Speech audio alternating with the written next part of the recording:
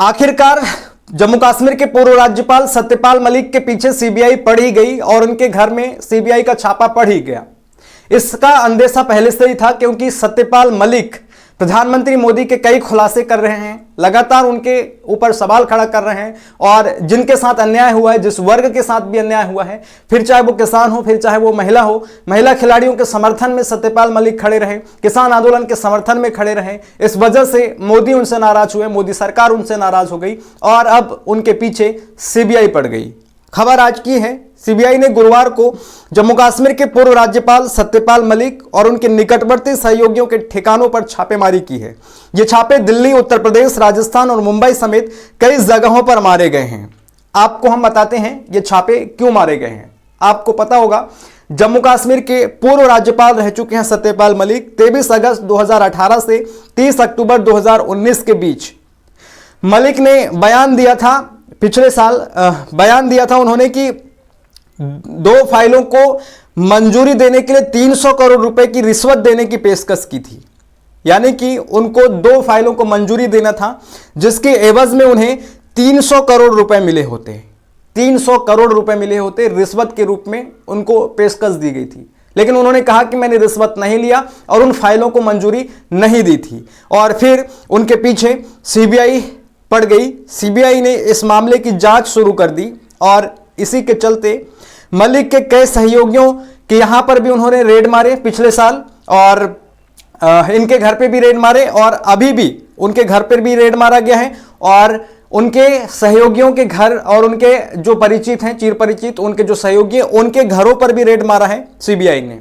आपको बताते चलते हैं, 2019 में Kiru hydro electric power project के लगभग 2200 करोड़ रुपए के सिविल कार्यों का ठेका एक निजी कंपनी को देने में कदाचार के आरोप लगे थे और उसी की जांच सीबीआई कर रही है। और उसी मामले में जो है राज्यपाल सत्यपाल मलिक के घर भी छापा पड़ रहा है। पिछले साल भी पड़ा था और आज भी उनके घर में छापा पड़ा है। सीबीआई इसी केस की जांच को आगे बढ़ा रही है। जांच एजेंसी ने Chenab valley power projects limited के पूर्व अध्यक्ष नवीन कुमार चौधरी, पूर्व अधिकारी एमएस बाबू, एमके मित्तल और अरुण कुमार मिश्रा व पटेल इंजीनियरिंग लिमिटेड के खिलाफ भी मामला दर्ज किया है और इनके खिलाफ भी वो छानबीन कर रहे हैं।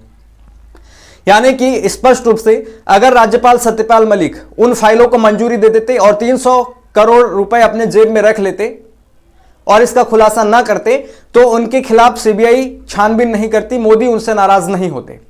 लेकिन उन्होंने खुलासा कर दिया और वो 300 करोड़ उन्होंने लिया नहीं, उनकी रिश्वत पेशकश को स्वीकार नहीं किया और इसका खुलासा कर दिया सार्वजनिक रूप से। इसलिए जो है मोदी सत्ता में हलचल पैदा हो गई और मोदी के ऊपर, सरकार के ऊपर कई सवाल खड़े होने लगे।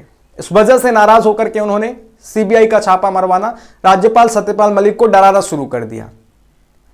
आगे है एक खुलासा और सत्यपाल मलिक ने किया था। 2019 में जो पुलवामा में हमला हुआ था और सीआरपीएफ के काफिले पर, उनके वाहन पर जो विस्फोट हुआ था, आरडीएक्स विस्फोट, जिसमें 44 जवान सीआरपीएफ के शहीद हुए थे, उसको लेकर के भी सत्यपाल मलिक ने बहुत बड़ा खुलासा किया था और उसके पीछे कहीं ना कहीं मोदी को जिम्मेदार ठहराया था और खुद को जिम्मेदार ठहराया था। राज्यपाल सत्यपाल मलिक, जब वो घटना घट जाती है, 44 जवान शहीद हो जाते हैं, उसके पश्चात प्रधानमंत्री मोदी को फोन लगाते हैं और कहते हैं कि इसके पीछे आपका हाथ है, इसके पीछे हमारी गलती है, हम जिम्मेदार हैं। तब प्रधानमंत्री मोदी ने सत्यपाल मलिक से कहा था कि तुम चुप रहो, तुम चुप रहो।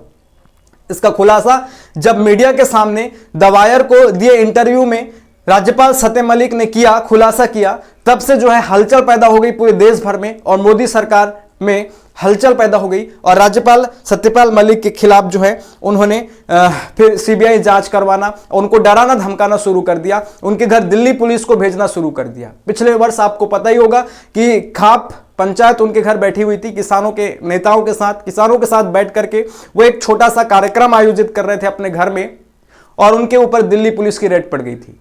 दिल्ली पुलिस ने उनके घर में छानबीन कर दिया था और उनको थाने में ले जाकर के बैठा दिया था 2-2.5 घंटे तक। तो इस प्रकार से उनके साथ कार्रवाई की गई थी और ये कहीं ना कहीं दिखाता है कि कोई भी अगर मोदी सरकार से सवाल करेगा, मोदी सरकार पर प्रश्न खड़ा करेगा, मोदी सरकार की काले जो चिट्ठे हैं उनको खोलने का काम करेगा, तो उनके खिलाफ सीबीआई छानबीन होगी, ईडी की छानबीन होगी। भाई यहां पर सत्यपाल मलिक का पक्ष नहीं ले रहा हूं, हो सकता है उन्होंने घोटाला भी किया होगा और उसकी पारदर्शी तरीके से छानबीन भी होनी चाहिए, जांच भी होनी चाहिए।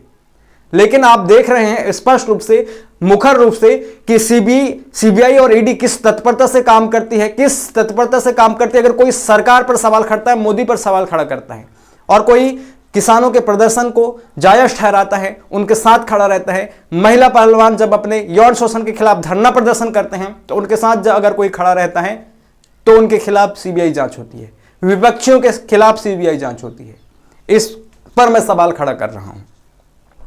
इसको लेकर के सत्यपाल मलिक ने जब उनके घर में छापा पड़ा सीबीआई का आज, तो इसको लेकर के वो लगातार 2 ट्वीट करते हैं। पहले ट्वीट में वो लिखते हैं, पिछले 3-4 दिनों से मैं बीमार हूं और अस्पताल में भर्ती हूं, जिसके बावजूद मेरे मकान में तानाशाह द्वारा सरकारी एजेंसियों से छापे डलवाए जा रहे हैं। मेरे ड्राइवर, मेरे सहायक के ऊपर भी छापे मारकर उनको बेवजह परेशान किया जा रहा है। मैं किसान का बेटा हूं, इन छापों से घबराऊंगा नहीं, मैं किसानों के साथ हूं। सत्यपाल मलिक, पूर्व गवर्नर।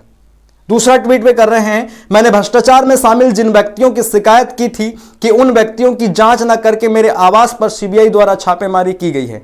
मेरे पास 4-5 कुर्ते पायजामे के सिवा कुछ नहीं मिलेगा। तानाशाह सरकारी एजेंसियों का गलत दुरुपयोग करके मुझे डराने की कोशिश कर रहा है। मैं किसान का बेटा हूं, ना मैं डरूंगा ना झुकूंगा। सत्यपाल मलिक, पूर्व गवर्नर। तो ये अस्पताल में है, उनके घर पर सीबीआई का छापा पड़ा है और इसको लेकर के वो नाराजगी व्यक्त करते हुए ट्वीट कर रहे हैं।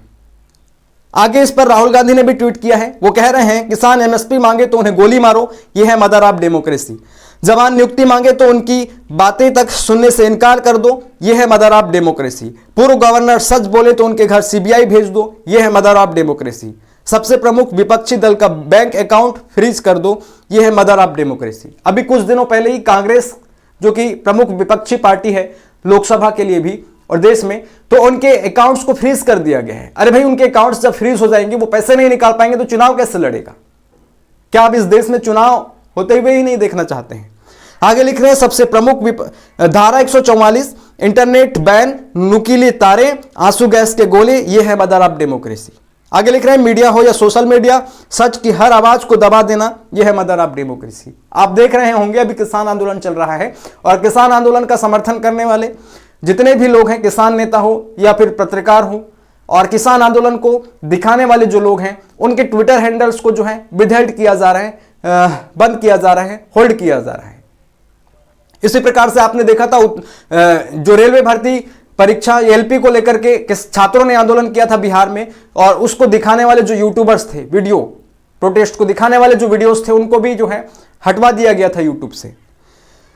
मोदी जी, जनता जानती है कि आपने लोकतंत्र की हत्या की है और जनता जवाब देगी, इसको लेकर के राहुल गांधी ने ट्वीट किया है। तो इस प्रकार से यह आपको स्पष्ट रूप से दिखाई देगा कि अगर कोई मोदी सरकार के ऊपर सवाल खड़ा कर रहा है, उनके काले चिट्ठे खोलने का काम कर रहा है, तो उनके खिलाफ जांच एजेंसियां तत्परता से काम करती हुई नजर आ रही हैं। और उसी का ये नजारा है कि आज सत्यपाल मलिक के घर सीबीआई ने छापा मारा है और कहीं ना कहीं धीरे धीरे करके उनके ऊपर चार्जशीट दाखिल होगी, कार्रवाई होगी, सजा सुना दी जाएगी।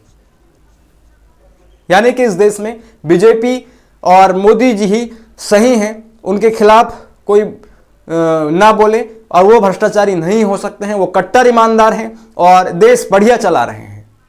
इसका मतलब तो यही होता है। इसको लेकर के आप क्या सोचते हैं, अपनी राय कमेंट बॉक्स में जरूर रखें।